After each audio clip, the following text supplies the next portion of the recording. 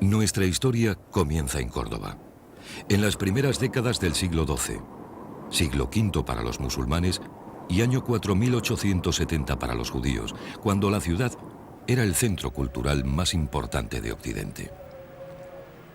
Entonces, Europa aún se debatía en el oscurantismo de la Edad Media, mientras aquí vivíamos casi 500.000 de habitantes con sus 60.000 edificios, 80 colegios, 3 universidades y una biblioteca con 700.000 volúmenes. El símbolo de este desarrollo es la Academia de Filosofía, Matemáticas, Ciencias Naturales y Lenguas, un centro de estudios que hace de Córdoba el faro político, cultural y científico de las tierras de Occidente. Todavía hoy, muchas calles emanan la sutil atmósfera árabe bajo la que crecimos hasta hacernos hombres.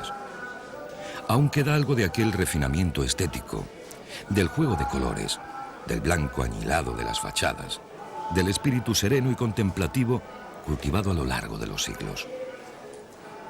En este ambiente, en el año 520 de la Égira, 1126 de la era cristiana, nace Abu el-Walid Muhammad, Ahmad ibn Aras, conocido en Occidente como Averroes.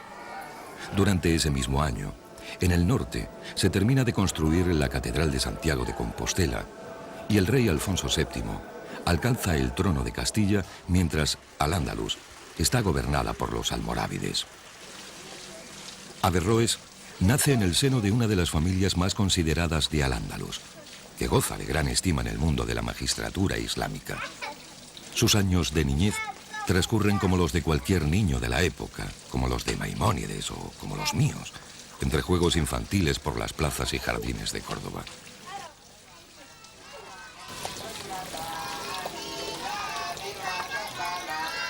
Sin embargo, Averroes, como todos los niños musulmanes, aprende la lengua árabe en las escuelas coránicas. Además, siguiendo la tradición familiar, lee a los poetas clásicos, estudia el Corán según la escuela charita y derecho canónico según el rito malequita. Con los años, su formación se completa con estudios de medicina, astronomía y filosofía, siendo sus maestros los hombres más ilustres de este siglo. Su signo venía quizás marcado por el significado de su nombre en árabe. La raíz ras significa recto camino, determinación. A veces contaba orgulloso a sus amigos que tan solo 2 días de su vida dejó de trabajar, el de su boda y el de la muerte de su padre. Todo un carácter que dio sus frutos no solo por su constancia, sino por su originalidad. El año que nace Averroes, el Islam lleva más de 400 años en la península ibérica. Todo comienza en el año 710, 104 de la Égira. No hace mucho que el profeta Mahoma, que la paz y la bendición sean sobre él, ha muerto en la Meca, y sus seguidores se expanden por Oriente y por el sur del Mediterráneo.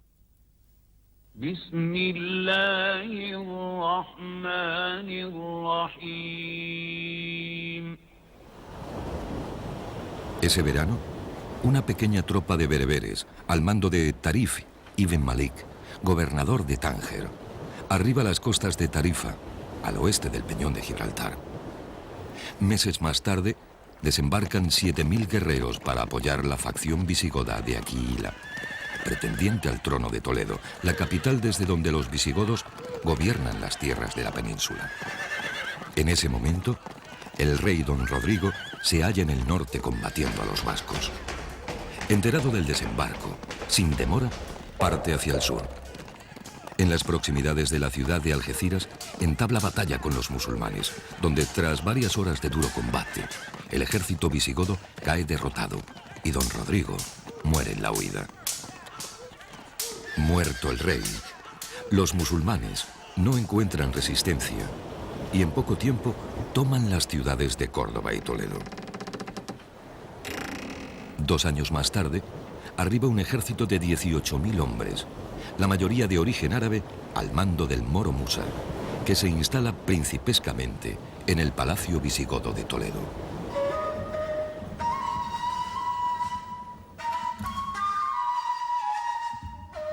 Los territorios ocupados, casi toda la península a excepción del norte, pasan a formar parte del Emirato Omeya de Damasco, que se extiende desde el Atlántico hasta el río Indo en Asia.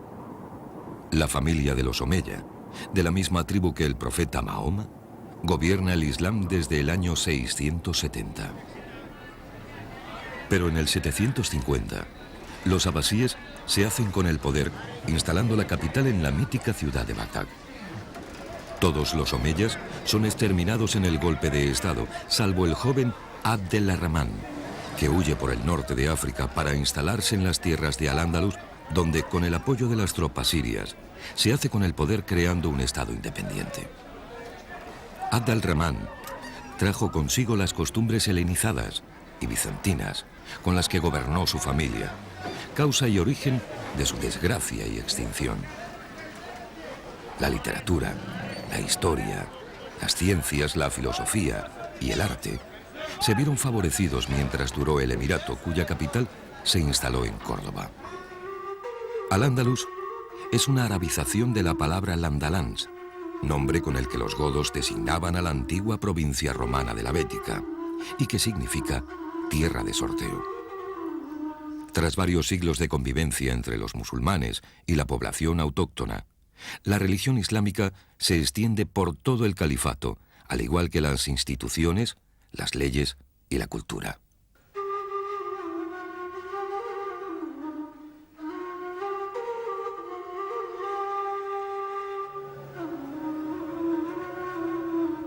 La mayoría de la población es musulmana, aunque también hay comunidades judías y cristianas que mantienen sus ritos y sus creencias, con las dificultades lógicas que acosan a todas las minorías. La independencia de los gobernantes de Oriente se traduce en un sentimiento nacionalista, compartido por judíos y cristianos que, aun profesando religiones distintas, sienten como suya la tierra en la que viven. La tierra. Siempre la madre tierra en el origen, en las ideas y en los sentimientos. Seca y estéril en el desierto, fértil y voluptuosa en el sur de Al-Ándalus.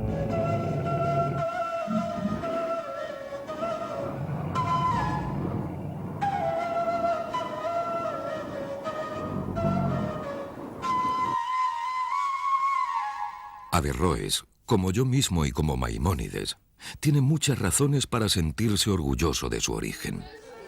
Por su condición de médico, conoce bien las cualidades de las plantas y sus frutos. Adelantándose a los avances científicos actuales, alaba los beneficios de la dieta mediterránea y recomienda a sus pacientes el consumo de verduras como las espinacas o las berenjenas, frutas como las uvas o los higos, y todos los platos aliñados con aceite de oliva, del cual decía: cuando procede de aceitunas maduras y sanas y sus propiedades no han sido alteradas artificialmente, puede ser asimilado perfectamente por la condición humana. Los alimentos condimentados con aceite son nutritivos, con tal que el aceite sea fresco y poco ácido.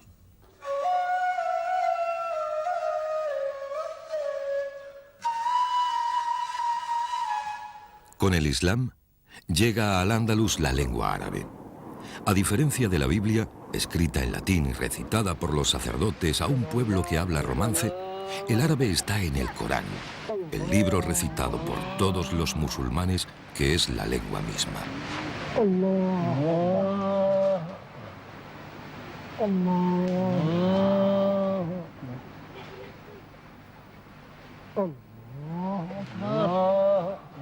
El Corán es el libro donde está escrita la palabra de Alá, revelada al profeta Mahoma y que, como Alá mismo, es eterna.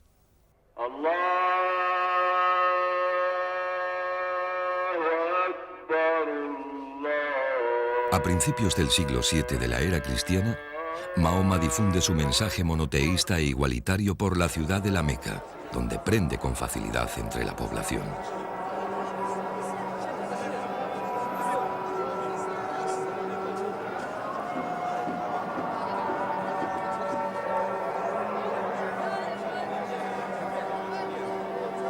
El nuevo mensaje, revelado por medio del arcángel San Gabriel, promete a todos los hombres la salvación eterna, siempre que se tenga fe en Alá, Dios único y misericordioso. La Meca es un importante centro comercial, parada obligada en las rutas caravaneras de Oriente y un antiguo lugar de peregrinación donde se venera el santuario de la Kaaba. Según la tradición, Abraham e Ismael, los patriarcas de la estirpe árabe, insertaron en un altar una piedra negra. Con el tiempo, el lugar se llenó de ídolos paganos adorados por las tribus del desierto hasta que fueron retirados por Mahoma. Hoy, la Kaaba se sitúa en el patio de la mezquita, alrededor de la cual los peregrinos dan 7 vueltas mostrando su devoción y cumpliendo uno de los preceptos básicos del Islam.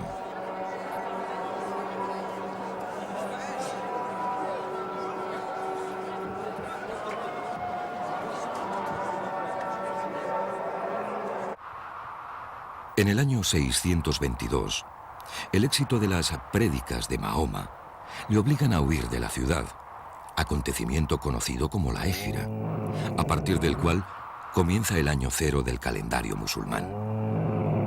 En su huida, el profeta encuentra refugio en el oasis Yatrib, situado a 300 kilómetros al norte de la Meca y que es conocido desde entonces como la ciudad del profeta, Al-Madina, el segundo centro espiritual en importancia del Islam.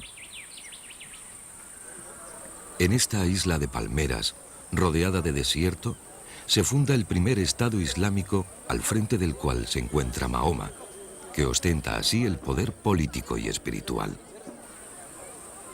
Amparado en el concepto de guerra santa que promete a los caídos en la lucha contra los infieles su ingreso directo en el paraíso, y propiciado por razones económicas y políticas, el Islam se extiende en un corto periodo de tiempo por una vasta porción de Asia y África del Norte.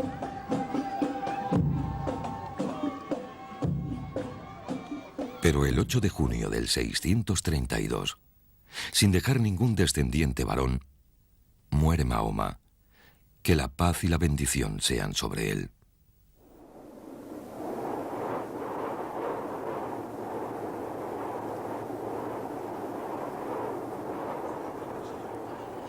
A su muerte, los primeros califas o representantes del profeta son elegidos entre sus seguidores. En el año 760, Muawiya, miembro de una de las familias principales de la Meca, se hace con el poder e impone la sucesión hereditaria de los omeyas, la misma que más tarde gobernará en Al-Ándalus. Abd el-Rahman ocupa un lugar novedoso y peculiar en el mundo islámico, ya que no utiliza el título de califa ni desarrolla ninguna ideología de dominación, aunque gobierna como soberano independiente. La riqueza natural de Al-Ándalus es una de las causas de la sólida situación del emirato e, irónicamente, también de su crisis. Las tierras hispanas son ricas en oro, plata y otros metales nobles con los que se acuñan monedas propias. Los trabajos en cobre y latón alcanzan una notable calidad. Puertas, aldabas, bandejas y toda clase de objetos domésticos salen de los talleres de las ciudades.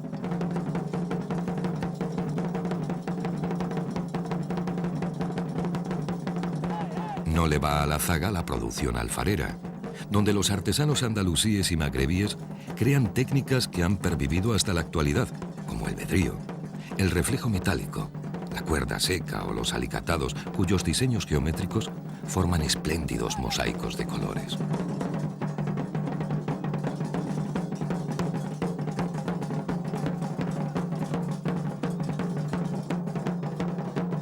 La extracción de madera se centra en la zona pirenaica, en los bosques de pino, de tejo y de boj, cuya madera se destina a la construcción de edificios, artesonados y a la elaboración de útiles domésticos.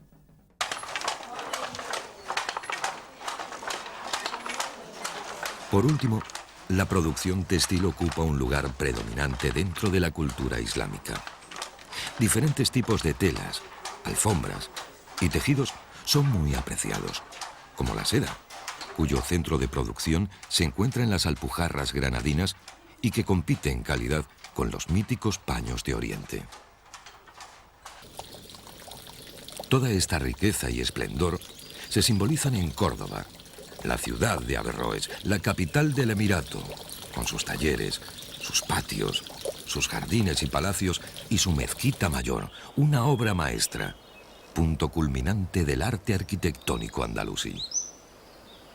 Su construcción comienza con Abdelrahman, que debido al rápido crecimiento de la población y a su fuerte creatividad, se ve obligado a aumentar las instalaciones de la antigua mezquita del Viernes, construida sobre los restos de una antigua iglesia cristiana.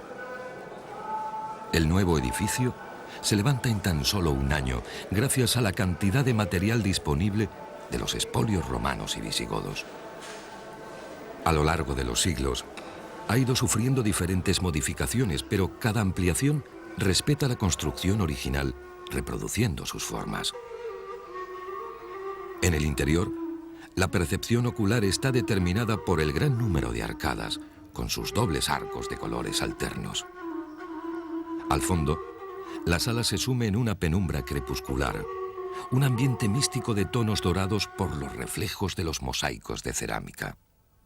Toda la construcción apunta hacia el minrab, hacia el nicho orientado a la Meca, enmarcado en una fachada refinada y sutil, con mosaicos de oro y arabescos, tonos verdes y rojos, formas vegetales y escritura en caracteres cúficos.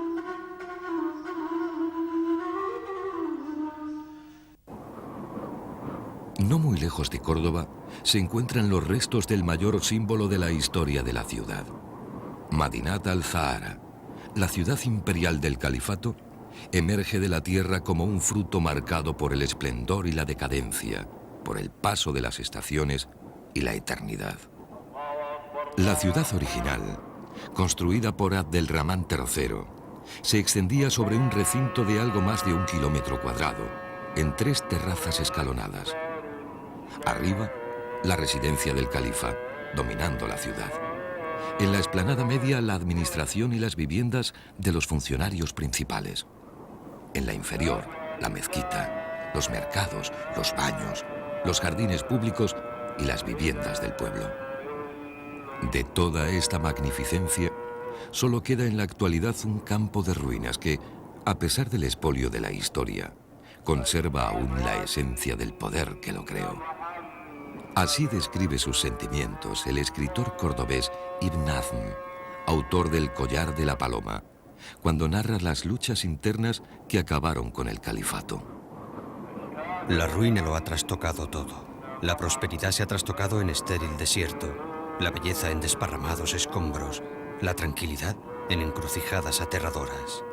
Aquellas salas llenas de letreros, aquellos adornados gabinetes que brillaban como el sol y que con la sola contemplación de su hermosura ahuyentaban la tristeza, ahora son como abiertas fauces de bestias feroces que anuncian lo caídizo que es este mundo. Te hacen saber a dónde va a parar todo lo que en él ves y te hacen desistir de desearlo, después de haberte hecho desistir, durante mucho tiempo, de abandonarlo. En el año 1031, y como culminación de graves problemas internos, Córdoba se convierte en república destronando al último de los califas. Comienza así un periodo conocido como los reinos de Taifas o Fitna, la época de la discordia durante el cual los potentados locales tomaron el poder en toda Al-Ándalus, creándose una multitud de estados-ciudades. Sin embargo, en la mayoría de las cortes, como en la época más tardía de Averroes, prevalece una agitada vida intelectual llena de tertulias, reuniones